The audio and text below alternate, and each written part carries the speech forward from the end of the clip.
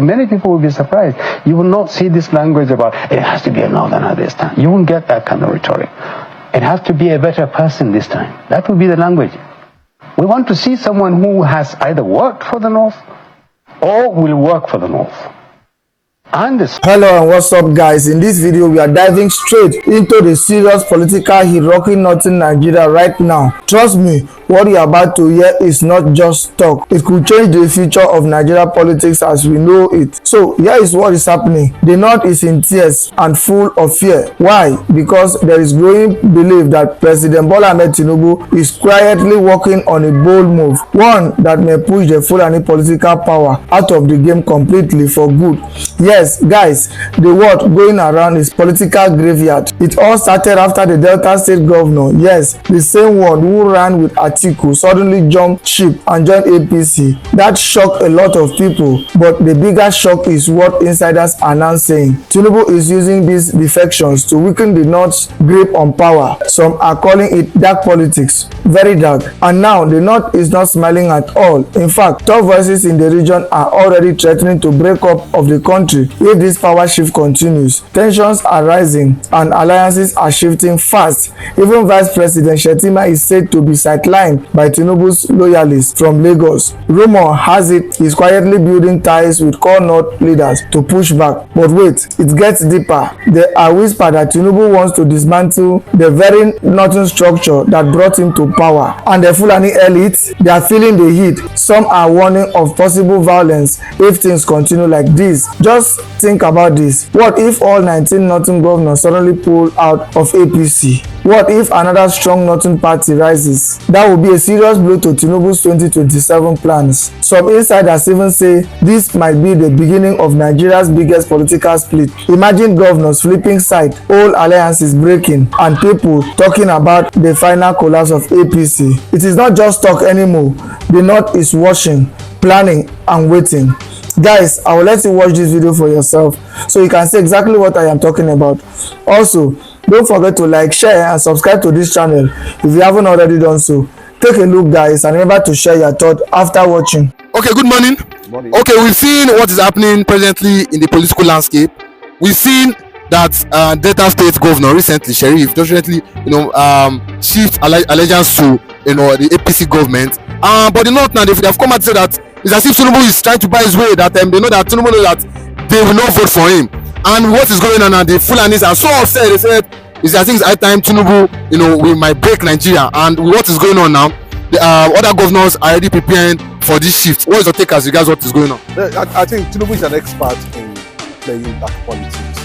Right from the beginning, he ever came to political limelight. And we must give it to him. If not that, we know the margin of which he won that election. I claim to have been won by P2B. The margin is very slim, and it came as a result of the pressure that came from the APC governors at that time to persuade the former president Bola Buhari to endorse Tinubu, because Buhari's body language was not to give it to Tinubu as it were as at that time. But the APC northern governors went on their knees and pleaded, and that was what actually happened. If not, I don't think we should be talking about Bola Ahmed Tinubu and his foreign policies currently now. But look at it from another perspective. There's a problem now between the president Bola Ahmed Tinubu, who is a southerner, and this vice president Shettima, who is a northerner. Now, if you look at it very well, the picture is that Shettima is being relegated by Tinubu Lagos forces in the Aso Rock, and which has triggered that Shettima to begin to romance deeply with core northern political power players. He was the one that led Buhari from Daura to Kaduna, where Buhari is stationed now. There's a reason why Buhari is stationed in Kaduna, because the suspicion that APC bloc that form APC is definitely going to pull out at the end of the day. There's also so many other blocks that's within the APC, that's of northern bloc and an alliance and merger or coalition, whatever, that gave back to APC. But Tinubu having assessed that clearly, and even though he was being brought by the northerners, the northerners have seen that the possibility of Tinubu dismantling the northern structure, sending a wrong signal to the middle belt against the corn north. So the guy is playing a very dangerous dark politics at this point. So it becomes very clearly that the signs on the wall is signaling that Nigeria is going to enter an era of deep somersault, crashing as a nation possibly, and the system is going to erupt that will lead to that, possibly from north. You can see the intensity of killing immediately in the middle belt axis down to some part of the eastern part of the country. So looking at that, there might be an intelligence report, even though Tinubu has mandated the Nuhu Ribadu and the rest of them. He cannot be rest assured that those people are at his back to carry out to make sure that this killing stops. It has been there always. But the main thing is that looking at the governor himself of Delta State, who has spearheaded mass defection, the gale of defection to APC and the power that be. Unfortunately, with that ideology that the Nigerian politicians do, that's what they are. Somebody that was a vice president or in the last election under Atiku was the one who is seen moving to APC. And there's another big man behind the scene who shared the same political space, and a colleague of the present president of Nigeria, talking about James Ibori, who structures was reactivated by immediately Tinubu came to power because they were all former colleagues. The same politics Ojokal is trying to play in Abia State is what has triggered that. And the threat of corruption charges and here and there over this, because once you move to APC, your sins has been forgiven. So now, but the people themselves of Delta State are not in support of that movement. But Tinubu is playing politics of money. The governors have more allocations now than ever in any history of Nigeria's leadership under democratic settings, where the governors are experiencing huge amount of allocation. So with this threat, let me put it that way, or signal coming from the entire southern bloc that Tinubu has finally swallowed the southern bloc, standing firm against the north. The north is already seeing this, that the possibility that if they reject Tinubu finally, that it might lead to breakup of Nigeria. And the signals are there. Some analysts have put it in that direction because the rising, the uprising, the gang up from the north by resort to violent occurs against any southern interest within the political space, and that might engineer the final collapse of Nigeria. And the north are saying they are ready. If Nigeria can collapse, they are ready. After all, are you sure they are ready? We want some ground. Are you sure the north? Of course, you can see one of the special advisors to Tinubu, who served under Buhari, who just resigned from Tinubu's government. I think something Ahmed or whatever, who happens to be the secretary of Northern Forum Consultative Forum, who made it very clearly, that the North is going to decide on the direction that we want to go at the end of the day. But whatever happens, what if tomorrow we wake up, we see all the entire Northern governors of 19 states moving back to CPC? What will happen to APC? So that's why people are saying that the man is playing a very dangerous, dark politics. That that can lead to collusion. And they can trigger political unrest in the country, because the North will see we brought you and you are sending this kind of message signal to the entire North. And remember also to that Tinubu might likely have his way at the end of the day, because it is clear that Atiku is having an ambition, and the power cannot return back to the North. That's the truth. They don't have to go back to the South. It is. So, but the North are insisting that they want to come back to power. What do you think will happen? They're not coming back to power. Does not justify or the rationale behind justice, one Nigeria, the way it's supposed to be, because we just had 8 years of Buhari, uninterrupted. So the balance is that the South should also enjoy whatever. But since they left power, you can see the kind of condemnation that is coming, even from Buhari's men, who just left office, saying that the globalization agenda has already taken place in Aso Rock. The lopsided appointment, that has flooded Yorubas every corner. And at the same time now, the only PDP region, is moving massively to APC, signaling that the old PDP is in the hands of Wike. Why the new PDP that was saw under former senior president Bukola Saraki is in the hands of Atiku Abubakar. So how are they going to balance that? I made it very clearly that competing ambition will lead to maximum disintegration of political parties in Nigeria, and that maximum disintegration will also echo the prophetic words of Mazen Nnamdi Kanu of how Nigeria is going to possibly break up. And already people have already seen Bola Ahmed Tinubu as the last president of Nigeria as it stands today. So the way it is, like what Gani Adams is saying, the major players now, I pray it didn't get to the side of Abia State, where Alex Oti is the governor of that state. But I can tell you, most of these governors we are seeing now, I tell you, go and check their source. Most of them are being installed there by the Fulanis. Among the 90 states in the north currently now, there's no Hausa man that is a governor. All of them are Fulanis, and the Fulanis are just 16 million people in the north there as their region, while the Hausas themselves are about 66 million. You can see the difference, So, and the north is also capitalizing on their voting strength with small alliance in the south can remove Tinubu from office at the end of the day. That's just the truth. So, whatever dangerous angle he's taking, we see the governor of Akwa Ibom talking about, definitely, there's no going back. We are going to see Peter Mba of Enugu State, the worst governor, if I might say, in terms of, not being bold enough, we are not seeing that boldness in him to challenge the Fulani killing in Enugu State. Unfortunately, that's what it is. And some other governors too, but I do not see, the only governor that I'm seeing there that might likely stand his ground, irrespective of whatever happens, is the governor of Bayelsa State. And of course, Alex Oti will not be alone at that range. So the North is also looking at this thing. For me, I felt that it should have been an underground work, prepared, waiting for the right time to manifest. But it's too early to start threatening the North and showing signals of what it tends to do ahead of 2027 election. I'm talking about Bola Ahmed Tinubu. Okay, but do you not think from as regards the southern governors defecting to APC, do you not think they are doing for their selfish interest?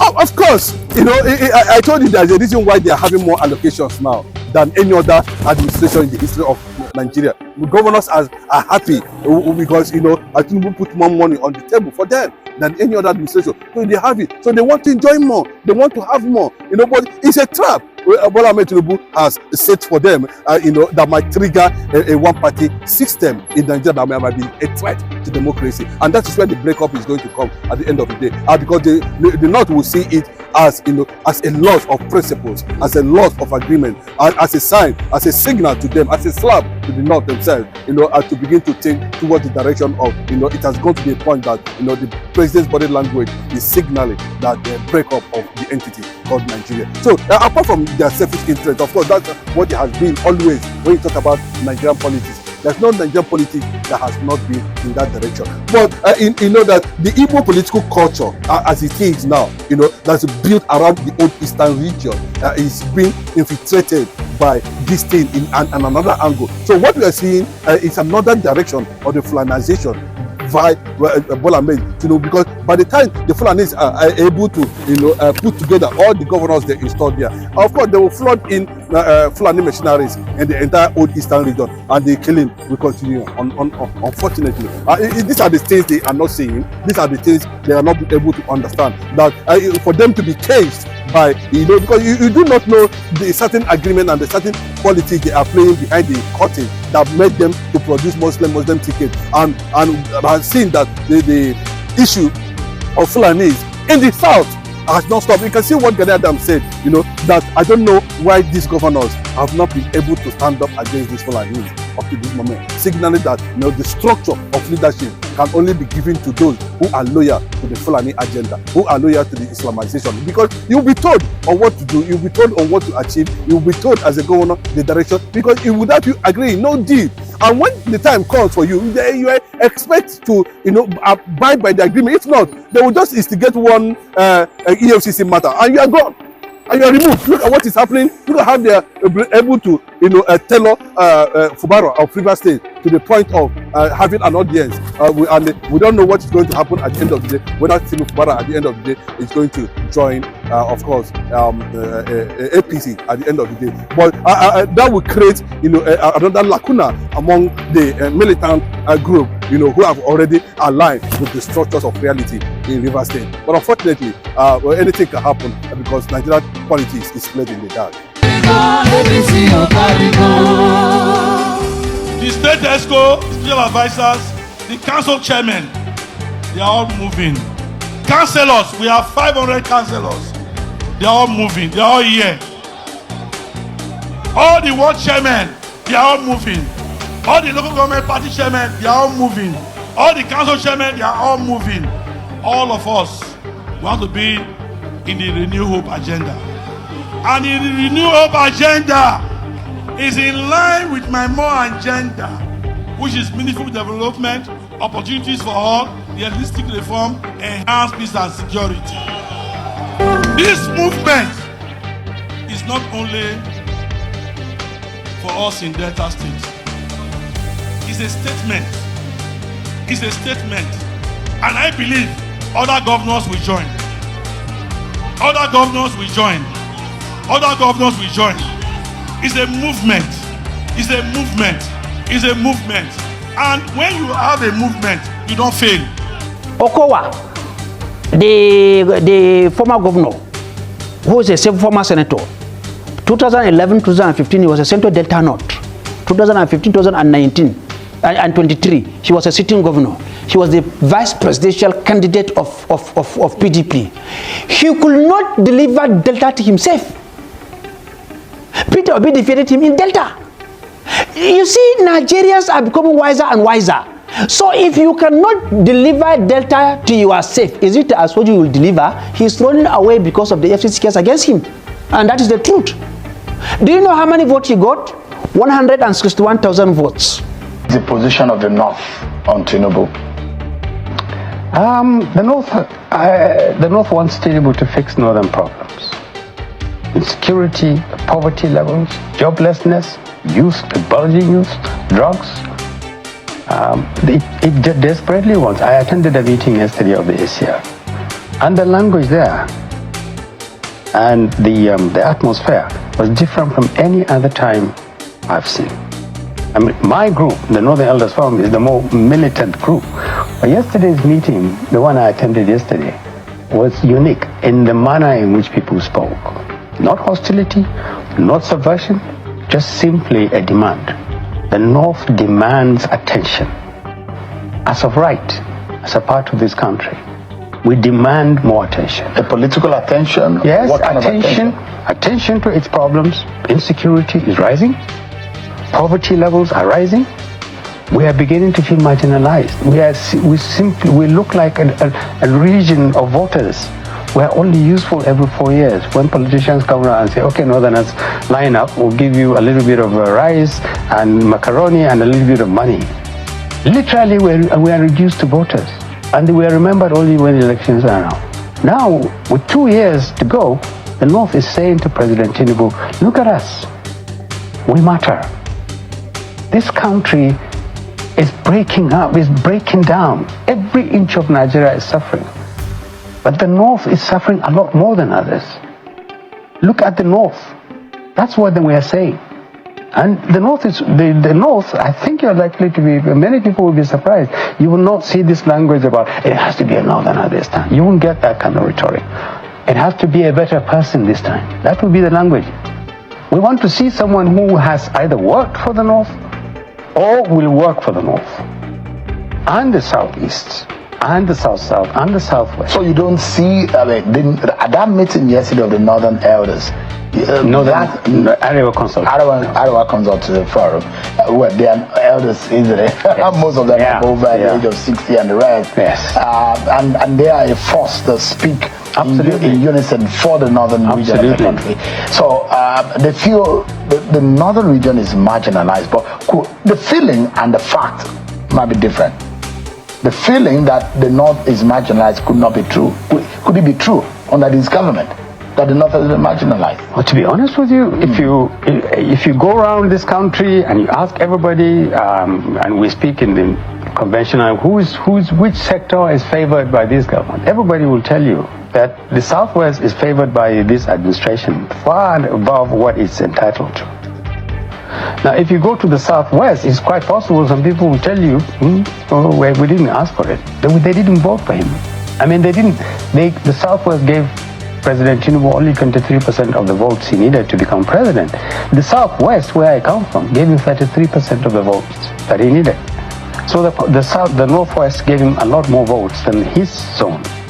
So, but all these sense of entitlements are secondary now. The bottom line is that all of Nigeria is demanding higher levels of competence, higher levels of commitment, sensitivity to the needs of the people. What about the Southeast, Shehu? For the last 10 to 15 years, nobody has really cared politically about the Southeast. And the whole region is sinking into indifference and insecurity. And virtually it has become a region where anything goes.